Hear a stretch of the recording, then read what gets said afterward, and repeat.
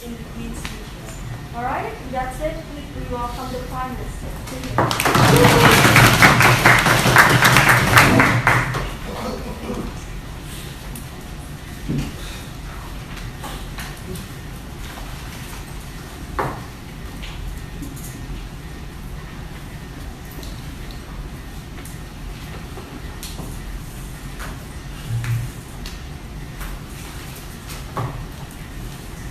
Panel, make no mistake, this is not business as usual. We think Trump has killed the economic and political order, the liberal order that was established after the World War. It was so important to the running of the free world, and we don't think that's okay. But also, regardless of whether the new judge who appoints the Supreme Court is originalist or not, we think it's going to wreck literally the core of socially progressive policies in America for years to come. I'm going to tell you three things very simply today. Firstly, we're going to chat about why this is really important and why we should do it. Then we're going to chat about why it works, and third, we're going to tell you about even why it doesn't work, why it's really important, and gets the EU in a much better position. So, first, it's quite simple what we're trying to do here. We'll do firstly all the things that the info slide chats about. We'll hack into servers, we'll release sensitive information about the Trump campaign prior to the midterms, prior to the upcoming elections. We'll derail his campaign strategy, whatever he wants to do. The other thing is, Trump is uniquely a guy who gets up to a lot of bad things, and there's a lot of scandals and skeletons in his closet. We'll reveal all the information there is about that. We know that works because Scott Pruitt just resigned as the head of the EPA because of scandals. We know all of that stuff is important. But so first, let's chat about why we can do this. Look, importantly, the stakes are incredibly high. The kinds of protectionism that Trump wants to deploy threaten the core of the global economic order and will do for years to come. We think the next judge he's going to appoint to the Supreme Court means the prospect of 6 conservative judges on the Supreme Court. Plus, if RBG dies and Trump gets re-elected, we think that's really, really awful. We think we can't get any social change, regardless of who actually controls Congress, or regardless of who Americans elect. But also, note that he's also disavowing all the core liberal institutions that we have. He's killing the checks and balances that exist through international institutions. So, Op can't argue that this sort of undermines institutions. We think all this does is protect them. The second thing is reciprocity, right? America's gotten up to a lot of really, really crazy stuff. In 1953, they assassinated Iran's first democratically elected leader. They did terrible, terrible things in Nicaragua and Cuba. We think at the point at which there is no real global rules order anymore, as Trump has proven, or to the point where we should sort of respect it. We think the EU should act to protect it. We think in many, many cases the United States has given up any right that it has to that kind of sovereignty at the point where it's integrated. So we think that principle of reciprocity does not stand anymore. We're so happy to say that it's principally justified. But now let's chat about why this works. It's the second thing that I'm going to bring. Look, firstly, it's just really, really hard to counter. Look at the kinds of things that Russia did in 2016. They used bots, they used targeted advertising, or more importantly, they hacked into email servers. These are the kinds of things that are very, very hard to protect against, no matter how sophisticated or defensive stuff is, right? And we think, importantly, we'll use all the scandals that Trump has to weaken him already. That's really, really hard for Trump to defend again, given that there are so many people who are turning against him already. But here's the second thing. Crucially, we think this relies on the similar psyche that Trump used in the 2016 election to his advantage, right? Because Trump essentially went to a voter psyche which relied on false rumors and malicious information to sort of go with the herd, to sort of figure out what people were trying to say. What does this mean? We think essentially what Russia did was try to feed into all these malicious campaigns and malicious advertisements to derail Hillary Clinton. We think similarly this is what Putin does. Why? Because Trump is no longer in the establishment, right? And we think, Trump is in the establishment now, right? And we think that voters are usually anti-establishment. They were very happy to pick up on malicious rumors about the establishment. Trump literally appointed Rex Tillerson as his dude, right? The kinds of people who he has in his cabinet are basically the establishment. He can no longer get away with it. Or in order for him to defend it, he would have to defend institutions like the CIA. In order for him to counteract this, he would have to defend institutions like the CIA, right? Which would probably be in charge of defending America's national security against the EU. In order to do so, he would appear more and more pro-establishment, which would also derail him even more. So we don't actually think Trump can counter this at all. We think pro-Trump people are far more likely to catch up on. But here's the third thing. We think this also takes away the Trump base to a massive, massive extent, right? Because we think right now the Trump base is vulnerable. We think there are specific key segments that are going away. Look, regardless of what the worldwide sort of thought on this seems to be, all Trump voters are not uneducated people who live in Appalachia. A lot of them are highly educated people who also live in live in more wealthy regions who are sort of voting for Trump because he's just a Republican. We think all those people at the point at which you expose the harms against him are far, far more likely to vote against him. We think they're also likely to pick up up on like specific signals. That is, if you release malicious information about him that says like, you know, that about his scandals or about the kinds of things that he stands for, we think they're also far more likely to respond to those signals. Look, here's the important thing. In an election, you only need a very, very small swing to sway an entire election. That's what Trump relied on in the Midwest and Ohio and all those sorts of places. We think at the point at which a lot of these like people who swayed the election, especially the working class in the Rust Belt, were small themselves, or have historically been have like been Democratic voters, we think it's very easy to get them back. At the point at which they were swayed by malicious advertising, we can use the same advertising to cause the same sways. We already know we have the popular support. All this means is a few states where we get important stuff. But look, here's why this is amazing, even if it doesn't work. Now, I'll take you in a bit. But we think the important thing is that Republicans have to now strike a balance between being anti-EU and pro-EU because now they're afraid of the EU, because the EU can do the same to them. I'll take closing. So attacks on so misinformation through social media worked in the past because the vast majority of people didn't realize it was effective.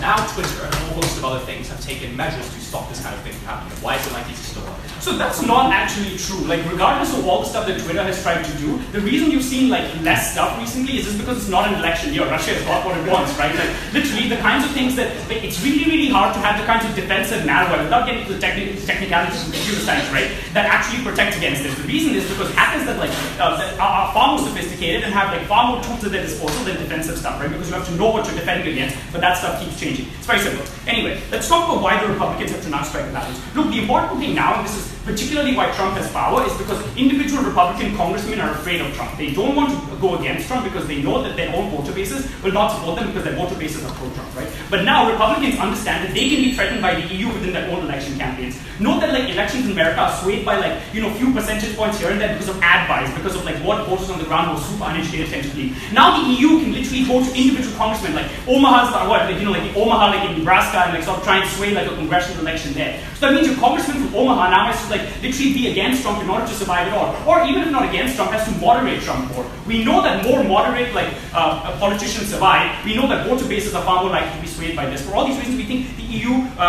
we'll actually see like more pro-EU policies, right? What do these pro-EU policies look like? They look like good progressive policies. Either they're socially progressive policies, which is more what we need, which means we get a better justice on the Supreme Court, or this looks like an end to the kinds of protectionism that we're seeing from Trump. We're seeing already a lot of backlash against Trump within the Republican Party, but it's not enough because of the personal power that Trump wields. Once we kill that cult of personality through EU funding, we think we get away with that. But look, here's the important thing.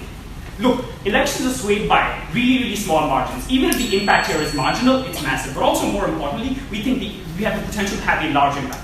The stakes are really, really massive. So even if this leads to a small change, we think the EU has a moral obligation, and it's really fantastic for the EU to protect all the interests that it has. Thank you very much, Professor. Your apologies, please. Sit here.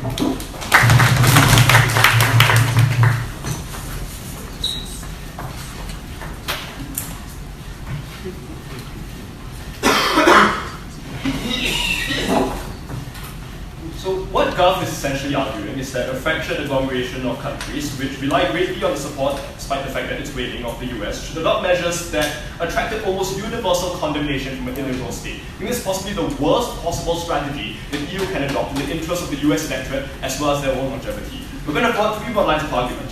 First of all, that we will be found out and the impact will be great. Second of all, that it is totally ineffective and it could potentially strengthen the voter base of Donald Trump, who I'll clash directly with the argument that they brought up about empowering Republicans to stand up against him. Finally, how this fractures the EU and detracts from its principles. But before that, what do we support? I think in general, we think that the EU as a bloc should remain agnostic on the Trump administration and should not have any universal stance of celebration or condemnation. We're very happy to continue to join the US in condemning Russia for the tactics, for example, that it used to interfere in the 2016 US general elections. Before I move on to my arguments, in which I will integrate most of my rebuttal, I'm just going to deal with the imperative that they gave for us to intervene. They said the reason why the EU ought to intervene is because America engages in protectionism and is socially regressive in the manner it elected Supreme Court judges. Sure, but you haven't proven to us why this justifies using unpopular and potentially illegal measures to intervene in another state. It's not clear that, for example, protectionism, which is a targeted way of between the risks of some local producers and the Rust Belt, necessarily crosses the threshold for intervention in every single circumstance. What they said in terms of the US's international hub is that it intervenes in states like Nicaragua and so on. First of all, aside from the fact this is a fairly outdated Cold War era example, it's quite likely that Trump administration is likely to do less of this foreign interference stuff, given that he's explicitly, as they admit,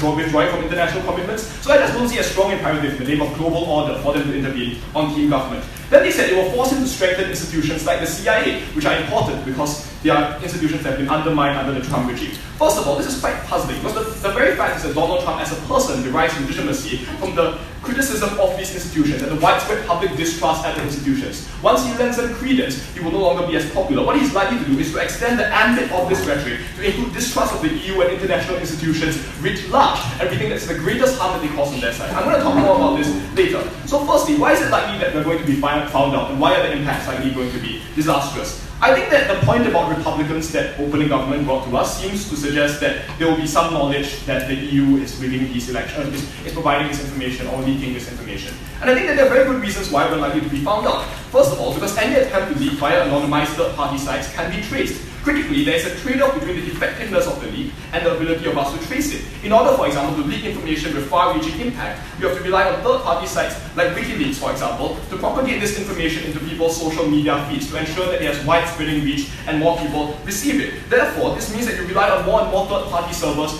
to broadcast this information. This leaves behind an easily traceable digital trail, not just in terms of like IP addresses and stuff, but also in terms of how security agencies can compare, for example, the tactics used by hackers who leak this information with the tactics used by state hackers that we know to be employed by another country. And we think that the link can be very easily drawn to the European Union. It won't take that long. Secondly, because leaks within the EU administration that is administering this policy may be possible because you have to employ a huge army of hackers who have the scale that they want, and therefore having them keep this probably devastating secret cannot be relied upon. The consequences of this is that leaks within the EU are possible. Even if you don't believe this analysis, just look at how effectively the US reacted to the Russia leak. Within 2 months of Hillary Clinton's email dumping scandal, the FBI published a statement implicating Russia. And Russia is a country with the most advanced tactics in terms of hacking and surveillance in the entire world. But they rely on third-party hackers in Ukraine and Belarus, for example, to engage in many of the misinformation tactics that allowed Donald Trump to come into power. So we think the European Union is likely to be jeopardized in terms of its discreteness and in terms of the secrecy if they attempt to undertake this. So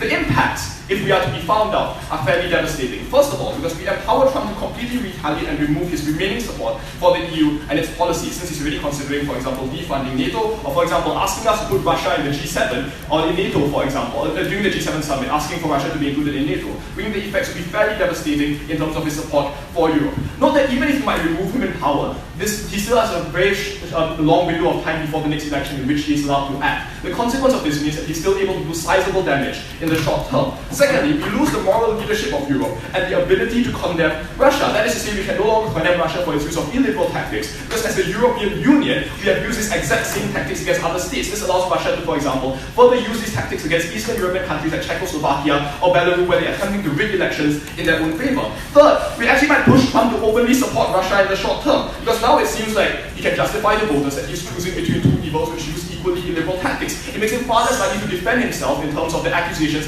that there was hacking involved in the 2016 elections, because he can say now there's hacking involved in the reverse direction. Fourth, it will make him more likely to double down on his voter base and people who are suspicious of big power politics. I'm going to talk about this now. So even if we aren't discovered, why is this still harmful? So we think what Trump has been able to do, and this is why I clash directly with the analysis about Republican bargaining, is that he has been able to disprove what political scientists call median voter theory, which is the idea that elections are decided by voters who fall within the middle of the political spectrum. He has been able to break down the usual information transmission mechanism in democracies of the mainstream media. He has normalized the political culture of America, where people construct their own self-serving communities and believe that what within these communities is said is true. Therefore, a targeted campaign of misinformation in a moment is likely to persuade voters to vote. It's not likely to persuade voters to vote against Trump. If anything, it will allow him to strengthen his narrative that the mainstream media and international institutions are launching a clear assault and a character assassination against him and his party. Yes. Even then, you'll have to trust the CIA and the FBI to come out and blame the EU and identify that they're responsible for hacking. If Trump asks his voters to trust those bases, he loses the anti-establishment. Okay, sure. He can trust them on some issues, but not others. It is not clear why he can say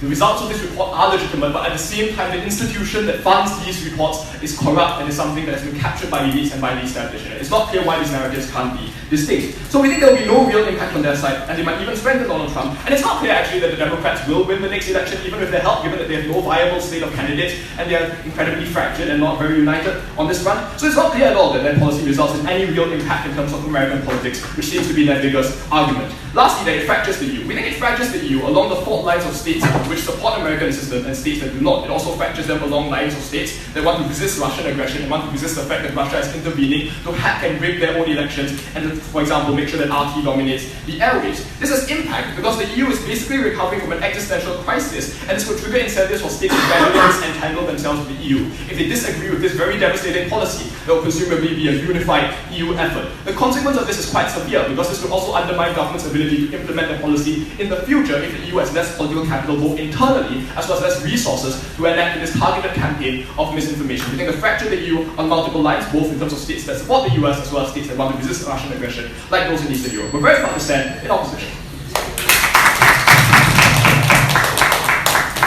Thank you, Leader of Opposition. Deputy Prime Minister, please begin with.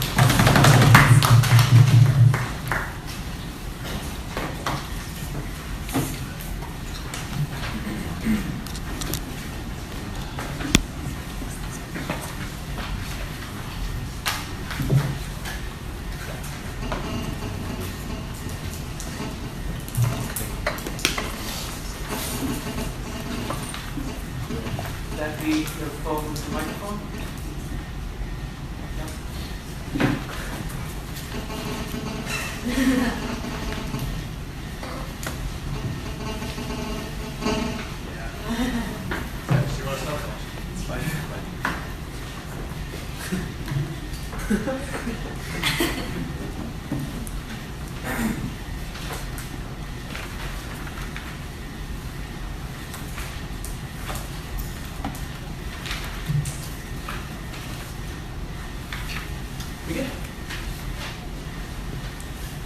Two claims from opening government. Number one, this makes Trump more likely to lose. The benefits are so big that even if the change is marginal, the impact of what's at stake in this debate is not. Number two, independently of whether he wins or loses, even if that doesn't fully happen, the moderation of Republicans in the next 4 to, I don't know, like 20, 25, 30 years, extend it what you want, is a massive impact in terms of making America, even a Republican-controlled America, a more tolerable and more peaceful place to live in. Before that, two bits of extraneous rebuttal. Number one, on this illegality stuff. I mean, they just said it's potentially illegal. Never really giving us any arguments for why it actually was illegal beyond sort of posturing and saying Russia did it. I mean, yeah, cool, maybe Russia did it, but so America's done lots of like terrible things as well. The source of an action does not make it illegal of itself. More importantly, no theory on their side of the house as to what is sovereignty and when that sovereignty can be meaningfully infringed upon. But more importantly, that missed the nuance of the argument we gave you. It is not to say that Trump is not himself doing bad things via America. It's the fact that America as a country has always treated the international world order and the lines of sovereignty in a particular way, which means we are justified in using those exact same standards in a reciprocal way in this case as well.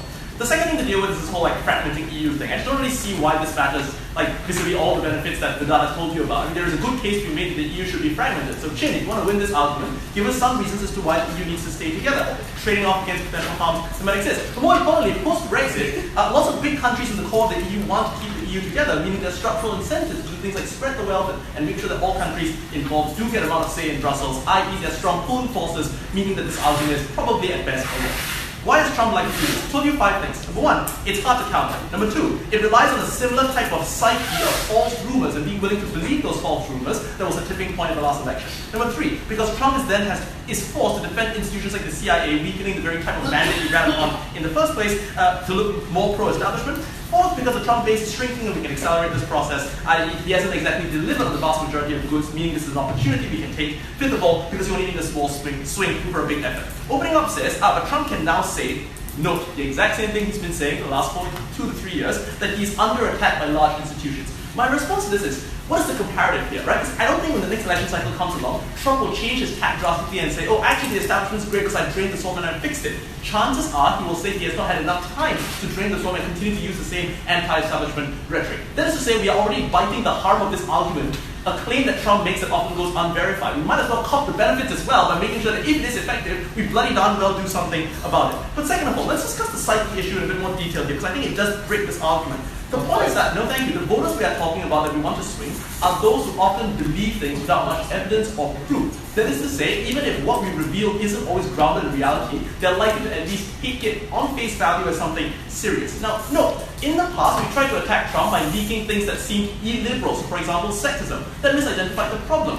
Because the voter base that is concerned about what Trump's policies are the working class. What we will now leak are things like the kickbacks he takes, or the details, no thank you, of deals he has made that fuck over the working class. So instead of like leaking things that hurt his liberal or illiberal persona, we leak things that are directly relevant to his electoral strategy, and combined with the fact, no thank you, that these people are often willing to believe these things when they appear on their Twitter feeds. At the very least, it will now be balanced if there's a series of conspiracy theories, at least the conspiracy theories will not be balanced both ways, making it more likely that you win this complex. No, I just don't think there's been enough of a response here. Meaning, and I'm sorry, Berman, but if we do make it more likely that Trump loses, all the benefits we talked to you about, like the Supreme Court, and the millions of people whose lives will be changed if the vote goes in a different way, fuck you, shit. Like, it literally makes an important difference. No thank you. How these decisions end up being voted on because they are there for life, as you will remember if you did it at around 5-6 months. No thank you. Motion that I can't quite remember. So, what's the outcome of all of this? The outcome of all of this is that we make America, on net, chances are, a better world. But even if that doesn't happen, yeah, worst case scenario, opening government is still extremely relevant in this debate. Why? We make two claims here. Number one, congressmen pivot away from Trump and his rhetoric or his manifesto or his policies because a personal affiliation with Trump is now personally harmful to your brand and to your electoral chances. This is hugely important in America, no thank you, where congressmen and the ability of individual congressmen to succeed is actually quite distinct from the executive being elected into power, unlike, say, in the United Kingdom. That is to say, they are always concerned with re-election, with their own electoral cycles and their own electoral funding. So, the implication of this is that congressmen are now way more skeptical of allying themselves with Trump. In terms of the manifestos and the policies and the things they vote for on the ground, they don't connect themselves as closely because they have more to lose from making that connection. Second of all, they pivot to EU interests, no thank you, in the next 4 to 16 to 24 years. The reason being, if the EU has shown in one election to be a credible threat in hurting congressmen up for re-election, they are likely to do so again and again. So the point here is this, right? It's not that we completely beat out Russia, because Russia's doing something as well. The point is, you want to straddle some sort of a neutral middle ground between some degree of Russian influence, which is unavoidable anyway, and a degree of EU influence, which, as you suggested, is often better because the EU is way more centrist, way more economically liberal, and on balance, prefers the international world order. So, what did they say in response to this? They said, we'll be found out. Cool! That was the premise of this entire argument. No thank you. We want Republican congressmen to respond, no thank you, to this threat that is actually executed in real life. They had 3 harms from being found out. Number one, Trump retaliates versus the EU, like the bundle veto. Number one, the fact he hasn't done so already suggests there's some structural constraints on his ability to do so, which would be even stronger given that at that point, likely he would be an outgoing president or a lame duck. Even if he manages to execute some of these things in the short run, these things can be reversed by the next person that comes in, or the next 2, 3, or a Congress that is on that more sympathetic towards the EU. Second of all, he will no longer condemn Russia. We can no longer condemn Russia, I'm sorry. More importantly, I don't see the benefit of condemning Russia. Like, it's some good it's done so far. Give me a second, right? Like, condemning Russia looks good and feels good to liberals. The strategy of feeling good as a liberal has gotten us absolutely fucking nowhere, right? I'd far rather a world in which we're able to do something about it rather than none at all. Go ahead. Do you support spreading deliberate lies and misinformation like Russia did? Yes, the motion seems to call us to defend that burden, right? Like, it literally is in the fucking info slide. Alright, cool. So, the third and final harm they bring about here is Trump will now get closer to Russia because it feels like it's his only option.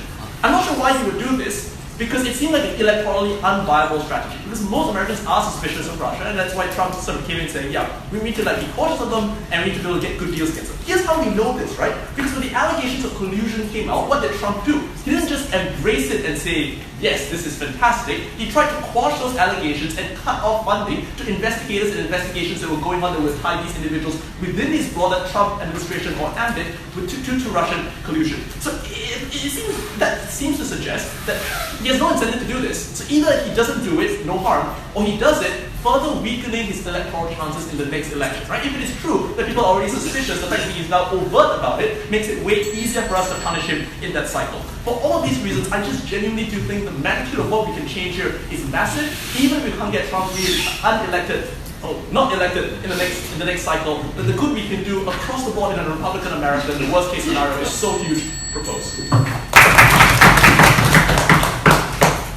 you very much, Deputy Prime Minister. G015,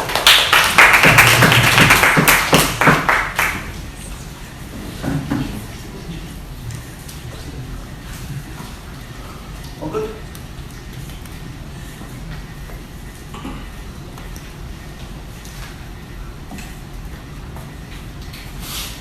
So after all these 3 things that text in typical fashion decline to engage with, First, that the EU is going to be caught with its hands in the cookie jar, and this is bad. They just tell you that it's going to be caught, we explain why it was bad. Second, that even if the EU gets away with this tactic isn't going to work. And finally, that this creates potential to splinter the EU, and I'm going to give you 2 reasons why this is bad. One, on the EU being caught. Now, Tex concedes that the EU is going to be found out. The question is, how is Trump, a man who for 10 years sent photographs of his hands to a journalist who called them small, is going to react? And the answer is not, as Tex asserts, more pro-EU policies. The answer is reactive Euroscepticism. It is, Tex, 4 reasons why. Reason 1, Trump is a man who holds grudges for longer than Mahathir Mohamad. This is a man who said on camera that loyalty is more important to me than anything else in the world. Reason 2, Trump's political support, regardless of socio-economic status or race, is a coalition of the distrustful. The main narrative of the Trump regime is that the elites, i.e. New York Times, the Washington legislators,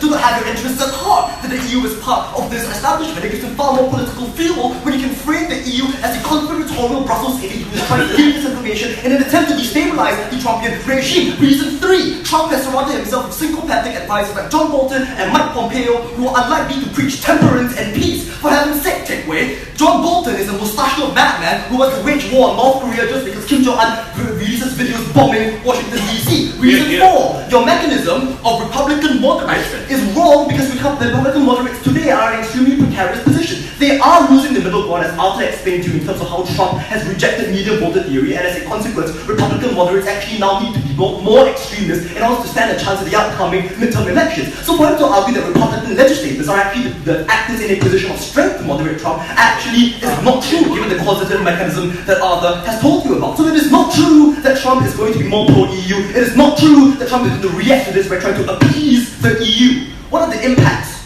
of Euroscepticism? 3 impacts. I think the broad thing is that Trump is now going to enact anti-EU policies, as Arthur told you, like funding NATO or demanding a renegotiation of trade agreements. Why is this bad? First of all, it is not good for the EU if, for instance, its biggest financier of NATO now pulls out, especially in the context of increasing Russian encroachment within Eastern Europe and increasing influence. Sorry, Mikhail. The second thing is that this is going to further embolden Russia to start eating away at EU interests, see its own misinformation campaigns in Latvia and Georgia. And I think the key idea here, in case they want to tell me that Russia is already at maximal, encroachment capacity, the key idea here is that Putin is an opportunist who only acts when the costs of retaliation are low, at the point at which he feels that the US and EU are at disarray, are not in concord. That is why he doesn't randomly annex places. He only annexed Crimea at the point at which he felt that Obama was particularly weak and was particularly feuding with the EU. So for Tex to argue that Russia is already at maximal encroachment capacity is intellectually dishonest. No. The third thing is that there is a potential for Trump to engage in things like information sharing with Russia. He's already done this in things like joint summits with Eastern European countries. He's already done things in terms of the kinds of warnings that the CIA has given him. And we think that information sharing is particularly helpful when it comes to things like the flight patterns of F-16 planes over EU airspace, things that Russian intelligence and Russian military can use to do things, like planned response tactics. So we think these are all really helpful things,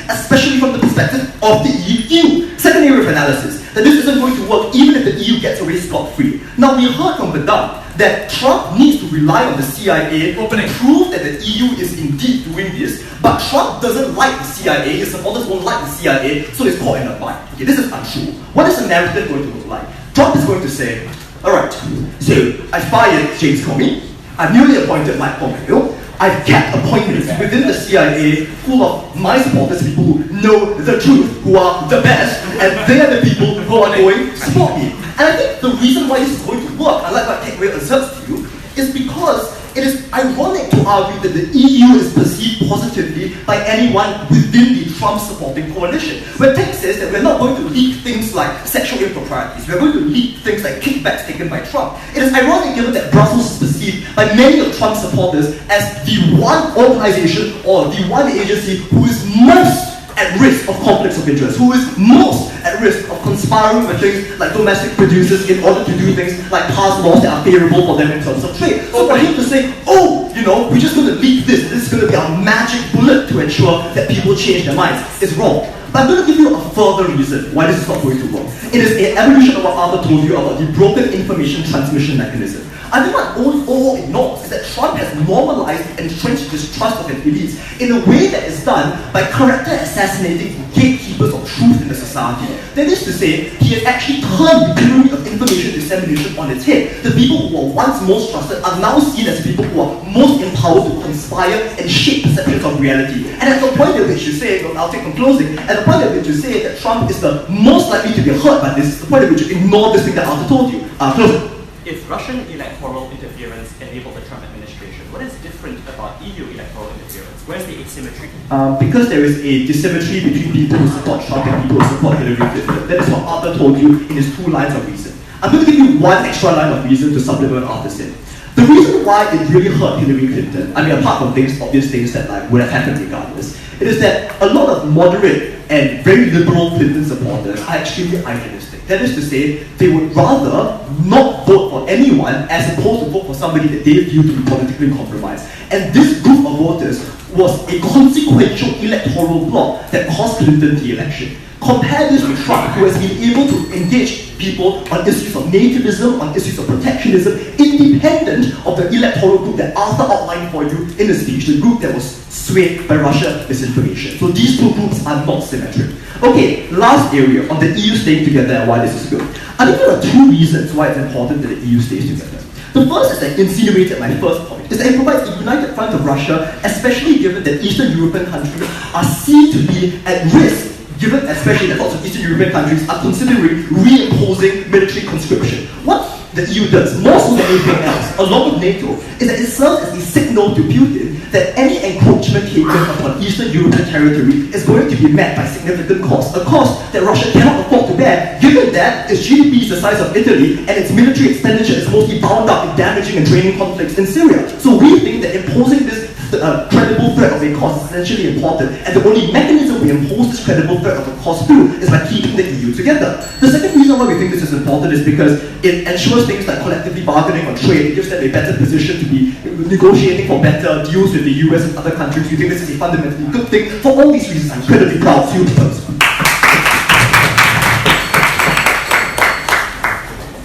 Thank you very much, Yellow. Microphone.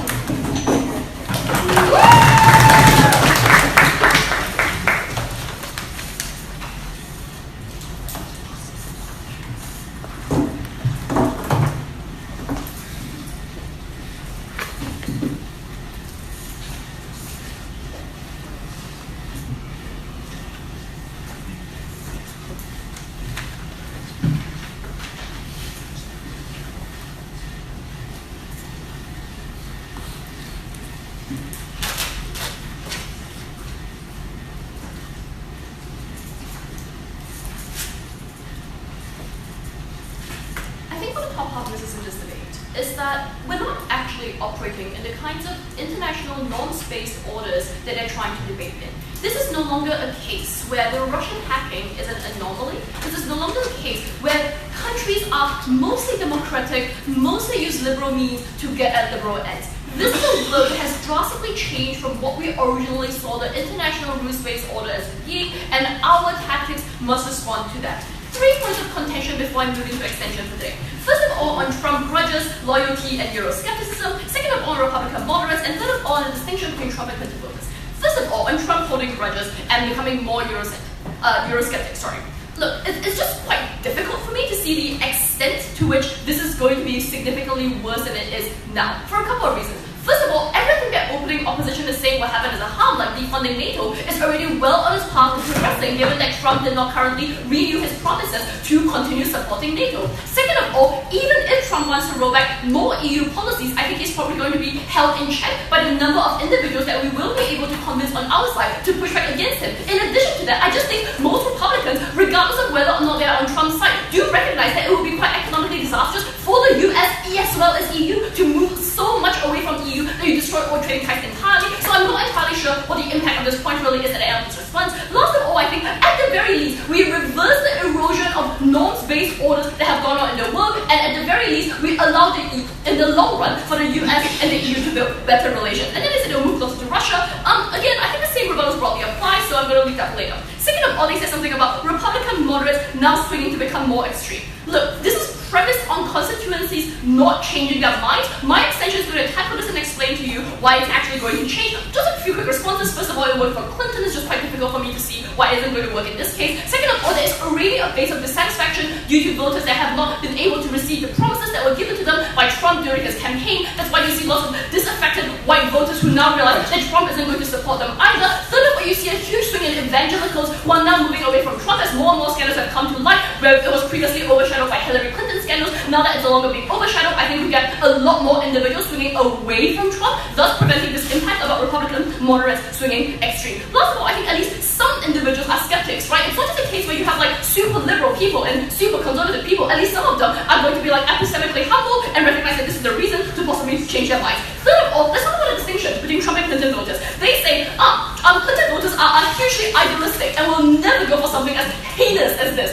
Look, I think what you are seeing in America is a simmering groundswell of dissatisfaction, where individuals, liberals especially, are realizing that what caused Trump to be elected was not just individuals that were previously ignored by the political order, but also their dreadful apathy and complacency that spurred them not to act. We think that regardless of what happens to conservatives on our side, at the very least, we push these individuals to go out to the ballot boxes, to start campaigning, to continue going to political rallies, and I think all of that leads to the kinds of outcomes we want. Framing for the debate, and then an extension on democracy, sovereignty, and intervention. Two pieces of framing. The first piece of framing I want to do is specifically with regards to Trump's relationship with the US at the US electoral base. Two things to note here. First of all, this is a reduction of demographics that already support Trump, which is why a lot of O's material, which relies on pre-2016 election demographics, don't actually apply here. I've already told you about voters swinging away for a number of reasons earlier in the speech. The second thing I want to know about the Trump election is that it was at its heart illegitimate for a few reasons. The first is that there was already Russian interference in it, right? So prima facie, he won without fully engaging in the democratic process that was free and fair and open to challenge. The second thing to know about this is that there's a heavy slide towards authoritarianism within the Trump government. And I think that's crucial because opening opposition posits that sovereignty is really fundamental without giving us a reason as to why. We're telling you that the democratic norms have been eroded in such a way as to make any internal opposition implausible and unlikely without, at the very least, some kind of external intervention. What are the 6 reasons what is an authoritarian slide? First of all, just stand up opponents in a personal manner that we have never actually before seen in US presidential history. All of this means we actually dramatically change the way the political system works. Second of all, discrediting of the media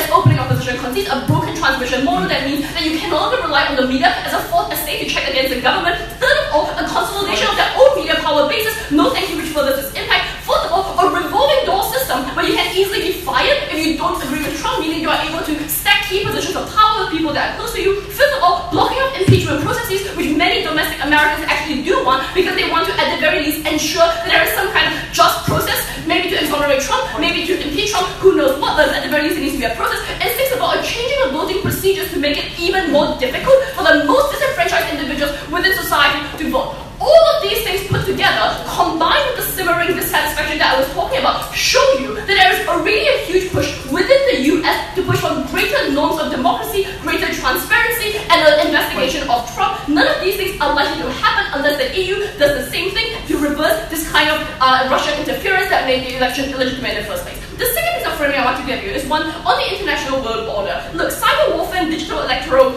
interference is becoming part and parcel of how international aggression is now carried out.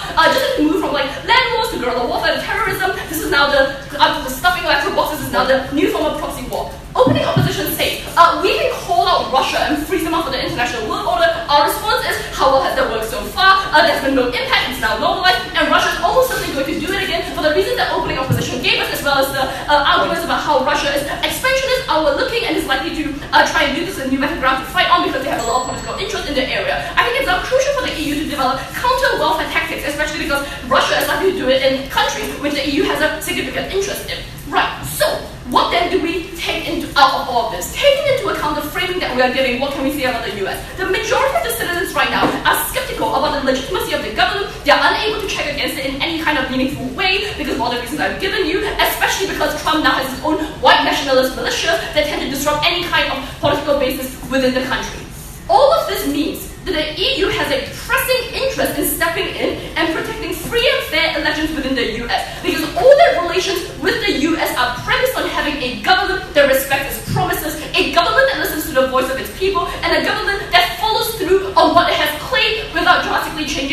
in any particular way. All of these things, as well as the previous violation of sovereignty, means that you not only have the legitimate interest to care, but also a legitimate interest to compete. I'm going to show you how it's going to be successful of changing moderates as well as changing conservatives, regardless of whether or not the liberals changing moderates and changing liberals, regardless of whether conservatives change. We still have the impact to success in this debate. Very proud to propose. Member of Government, Member of Opposition.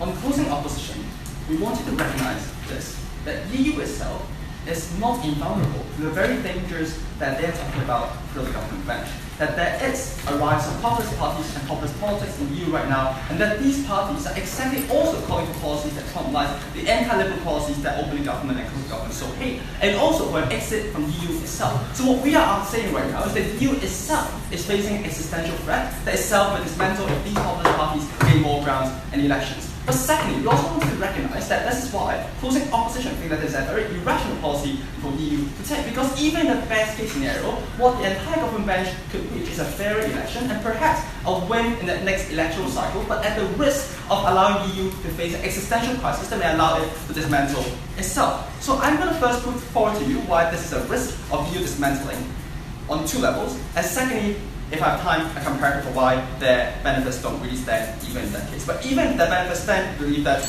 the existential threat for EU itself is a much greater harm, and I'm going to prove to you why right now. So firstly, the context. So we have to recognize that there is a rise of populist parties right now. We recognize in places such as France, Marine Le Pen is getting more and more support. In places such as Austria, the Populist Party only lost because of a recount. In places like Germany, Angela Merkel is facing a lot of challenges from anti-immigrant parties. All of these means that there is a mistrust of the EU and mistrust of existing liberal leaders itself. We also have to recognize that there is a narrative that is going through this exactly similar to what Trump is arguing for in two levels. Firstly, it is a mistrust in liberal elites. They are arguing that liberals are very often hypocrites that only want to defend their own interests through seemingly liberal policies or seemingly liberal appearances which only benefit the elites but really are harming the working class, and that they are not honest. And secondly, they are also arguing that very often that we do not want to go for international interests, that very often international interests also only benefit the elites. They want to go back on national grounds. Now, how exactly do you go for these narratives when you are being found out? We argue to you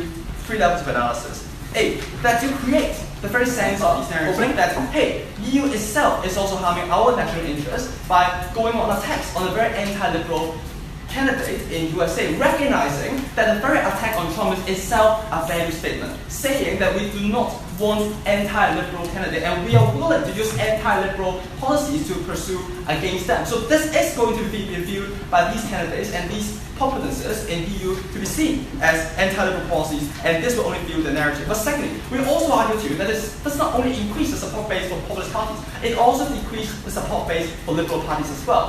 Why is that the case? Because recognize that a lot of the times these people vote against populist parties because they want to be righteous. It's not exactly that policies and rational policies per se mobilize people. It's a sentiment that some people are evil, that some people are against us right now, that allow parties to mobilize more people than who actually rationally support them. Now, when you create a sense of mistrust, a sense of suspicion, that the very party that I voted for example, the German Social Democrats, may not really be doing what they claim to be doing. They may be hacking other states. They may be going back on their very policy, the policy that I vote for in EU that say that we want to protect data privacy, that we don't want to infringe on data of other countries, and now they're going on their back exactly on this. This creates doubts for whether I should go to the election post on the very day of election. This means a decreasing support base that calls for mobilization for these very liberal parties as well. What that means is that given that there is an increase of support for a lot of time for these parties, and given that they're very own a lot of these countries are at tipping points, it is much more likely for these parties to win. But we also argue on the third layer of analysis that it also creates more support from USA for these populist parties as well. We argue too that a case, for example, of a meeting between like Nigel Farage and Trump is going to increase massively when these parties see themselves as allies with Trump, which are both attacked by these liberal elites and by these control elites, which means that you have more fundings and more support of different kinds from USA for these parties, allowing them to run better campaigns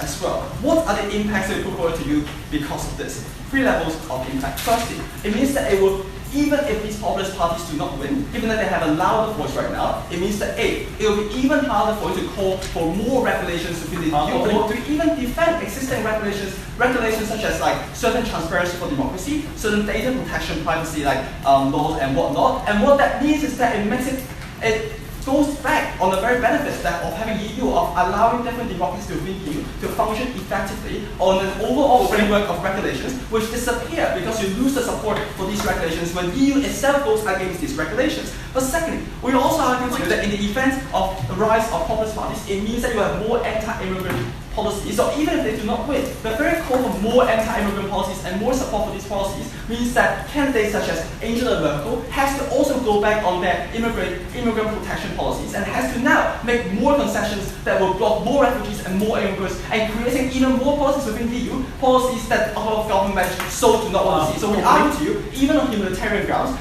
EU will now be less capable of protecting humanitarian grounds, precisely on the metrics the government bench provided to you. But thirdly, we also argue to you, in cases where countries like France, countries like Austria and Germany get a populist win, which is increasingly more likely and a lot more likely on their scenario, what you get is that you have more calls for an exit from the EU, an exit from Eurozone, which leads to an existential threat for you itself. We do not see how even that best case scenario, where they get certain better progressive policies, where they get perhaps an electoral win opening on their side, how can they justify the risk on their side?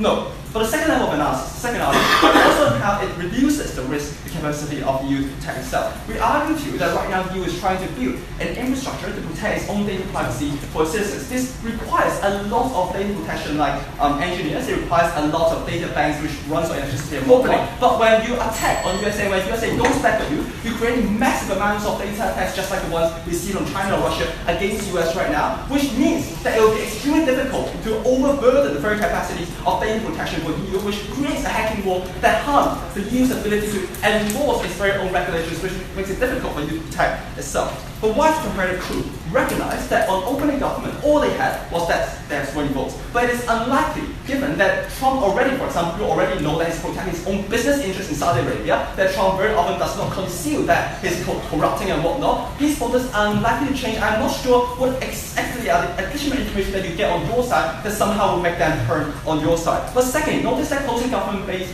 mainly on that there is already a lot of dissatisfaction. But a lot of these dissatisfaction are only felt among liberal voters. Again, I'm not sure what mechanism they have for winning you that election. But even in that best case scenario, when you win the election, when you win some policies in USA, I'm not sure how they could justify at all a dismantling of EU and a massive amount of regressive policies in EU. How to defeat this? Thank you.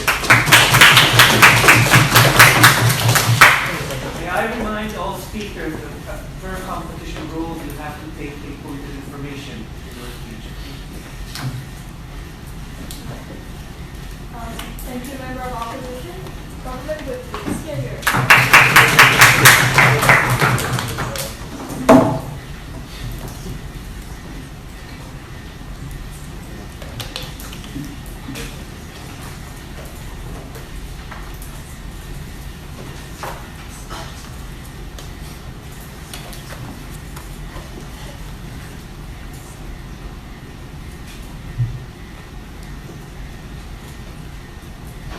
This is not a debate about whether electoral interference happens or it does not.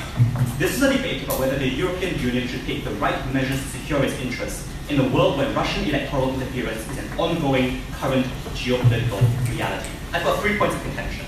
Firstly, is this legitimate? Second, does it compromise the Trump administration? Thirdly, what is the future of the European Union? Let's talk about legitimacy. The Australian government, I think, gives the correct claim that this is legitimate for 2 reasons. One, they say that the stakes are very high. 2, they say that the US itself engages in electoral interference, so reciprocally we're legitimate doing this to them. I think the nuanced critique from the opening opposition is that US electoral interference is a thing of the past. The states therefore do not cross the threshold of interference with a legitimate democratic government. That's the nuanced response we get from the opening opposition. Unding gives you two better reasons why we are legitimate in carrying out this action. First reason, the Trump administration is not a legitimate democratic government. As hypothesized, one significant reason why they won the election was due to Russian electoral interference. That means that that government does not have the right to claim legitimate democratic mandate over the people of the United States of America. Unding further explains in great detail why it is that this policy secures the interests of American citizens as they would have preferred. Because the vast majority of American citizens didn't vote Trump. The vast majority of them in a world without Russian interference would have even fewer of them would have voted Trump in that scenario. That reflects something about what US citizenry interests are. So we think this is legitimate to the extent that it furthers the interests of the people of the United States of America. Second reason, because this is akin to proxy warfare. If Russia used force to compromise a foreign government in a way that threatened my interests, say a country I have strong trade relations in, this licenses my retaliation as an act of self-defense. Specifically, Russia is not going to stop doing electoral interference to support the Trump administration or future administrations like it going into the future. The claim of opening opposition is that he only interferes when there are no costs. Alright, what are the costs? There are no costs to an ongoing Russian interference, given that literally all the criticisms that specific bodies have given against it have led to no genuine repercussions for that regime. That means that we're facing a geopolitical situation going to be a constant wave of electoral interference from Russia to compromise EU interests. That legitimizes the EU cancelling out that effect by counter-interfering, by disseminating information that countervails the currently single-handedly dominated narrative about pro-Trumpism that Russia is promulgating. That's why this is legitimate. We give you better reasons why. Second, this is compromise the Trump administration. The claim from the opening government is that we detract from Trump's voter base. I think they do this claim very, very well. Opening opposition's response to say that this actually empowers Trump's voter base, there's an asymmetry, they say. So, to be very clear, right, the asymmetry they state is that the Trump voter base is specifically susceptible to a rhetoric of fake news persecution, whereas Clintonians are ideas. I mean, I think they're talking about Bernie Sanders supporters, not Clinton supporters. But even if it was, here's the difference. So thank you. Number one, even if we lose Trump's support base, that base is relatively small, given that numerically they were not the majority in this election to begin with. What is important is not whether or not that base votes Trump, we think that's a given. It's about whether we activate other voter bases and make them vote against the Trump regime. That's the nuance that the opening opposition misses here. Let me explain to you why we succeed in activating those other bases by promulgating this information. What are the implicit responses to the opening opposition? The first implicit response is this will disenchant those voter bases because they will now perceive this as being undemocratic. I'd like to point out, the effect of the Trumpian attack on fake news is symmetric in this debate. That is to say, given that the degree to which stories about electoral interference have now been, the degree to which facts are regarded as genuine empirically true have been undermined, means that when Trump says there's been EU interference, now we can just say that's fake news. The effect, the undermining of the credibility of empirical evidence is symmetric, it's favorable to us in this situation. But secondly, this is very, very important. We are not saying that on the basis of any one piece of evidence, people change their minds. It's about building up an image in the minds of voters by constantly nudging them, by having constant disseminations of news articles that are headlined, oh, here's what Trump did in whatever year. So even if there's misinformation, it genuinely does not matter. It builds up an image in the minds of voters that rallies them over the long term to vote against Trump. That's crucial. That's how the nudge operates on this side of the house. Let's talk now about the Trump voter base itself, because I genuinely think that this Trump voter base is going to be pro-Trump, and that Trump's rhetoric about how he's constantly being persecuted is relatively fixed in this debate. That means we are adjudicating this clash. What we need to remember is the emboldening effect of the Trump base is relatively marginal. The delta is very small. The emboldening effect to our support base in terms of rallying them to get out to vote is very significant. It also means we cancel out the effect of Russian interference, right? Because Russian interference is designed to suppress voting. It's designed to make people feel disenchanted when all the stories you see every day about Clinton, a news story breaking about how Clinton was like, how Clinton was like, this email scandal, right? Just the words email scandal stick in the minds of people. It's about cancelling the effect by bombarding people with a counter narrative that dispels the feeling of disenchantment in that support. I want to deal specifically with the claims that opening opposition makes about the effects of the encounter. The first thing is that it empowers retaliation.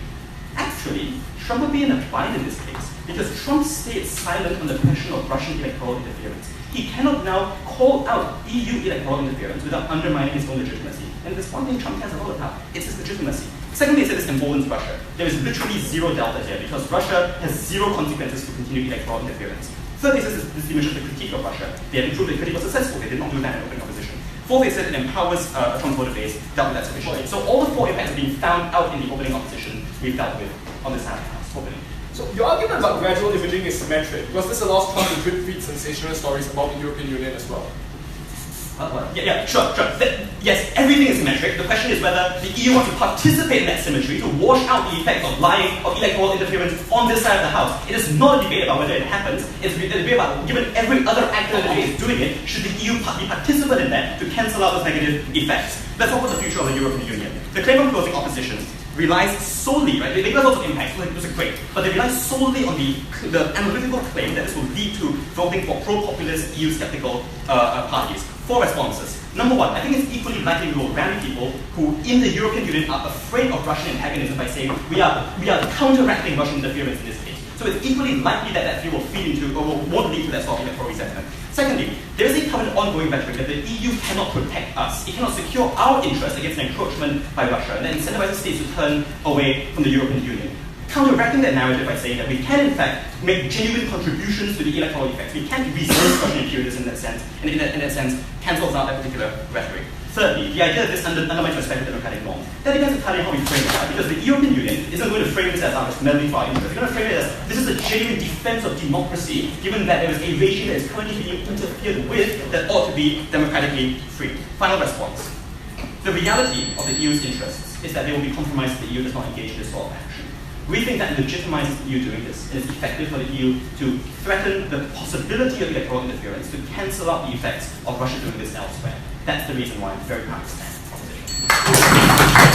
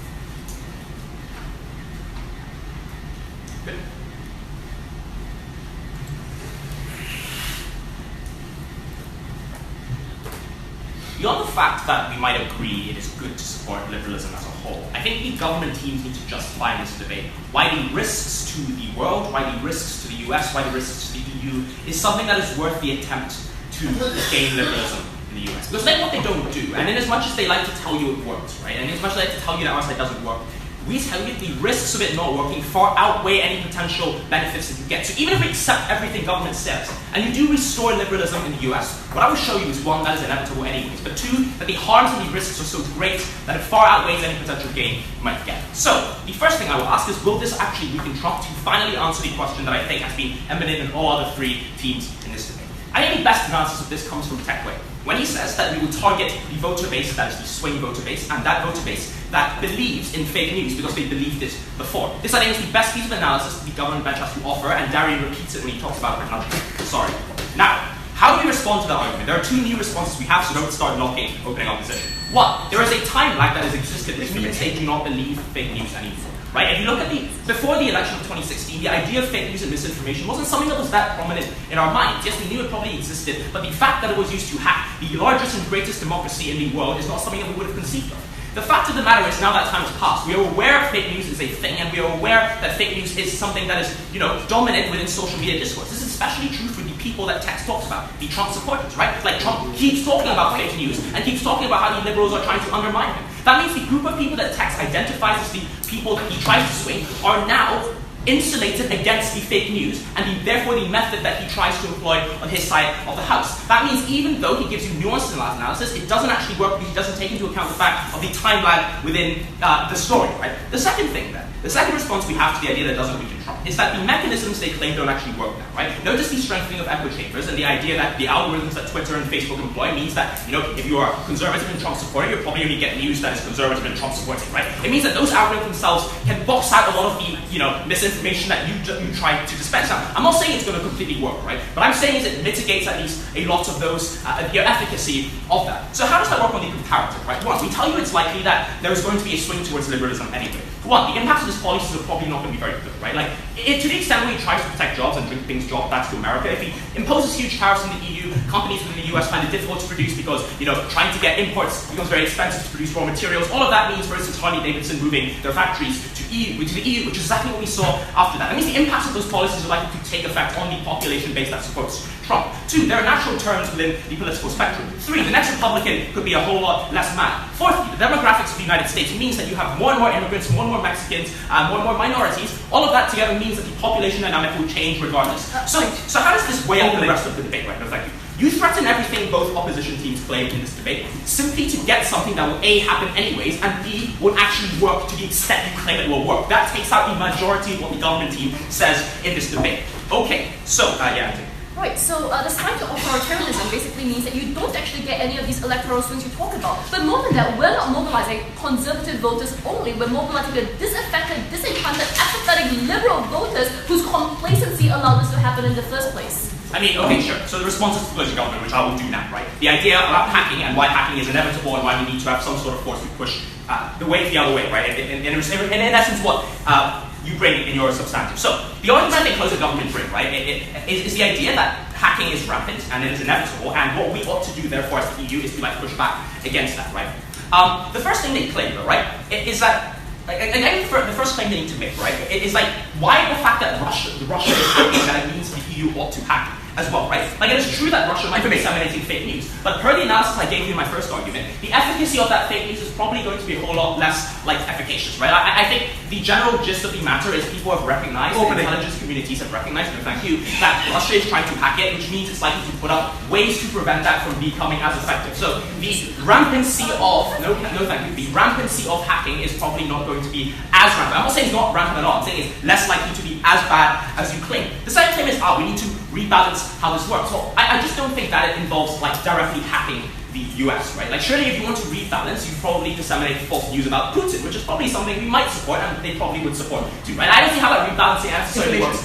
Given that it's Russia that is doing the hacking and not America that is doing the hacking, if their claim is they want to rebalance the hacking world, that is not something we do. But thirdly, I think it just doesn't respond to the vast majority of things that Sam tells you in his speech, no thank you. Which is how you actually make rampant hacking a lot more rampant on your side of the house when you normalize it, when not just, crazy countries like Russia or crazy administrations like the US do it, but when even the bastion of liberalism, the EU starts doing it, right? I think that's the point at which you normalize the idea of hacking, make it so much more rampant. So by the metric of closing government data. So what does Sam bring into this debate? And why do I think that Sam wins this debate? I think the first thing to notice is the very sparse response we actually get from the closing government team. Darian dedicates the last minute of his speech and gives us a couple mechanistic reasons why it doesn't work. Let's defend those mechanistic reasons and show you why, even if you don't necessarily believe that they're all true, the fact that the risk it could happen is already enough to outweigh everything that happens. Right? That's the framing opening to take in mind. No thank you. So, first of all, the liberal conspiracy, right? We tell you the most important subset within the EU are the people who vote populism.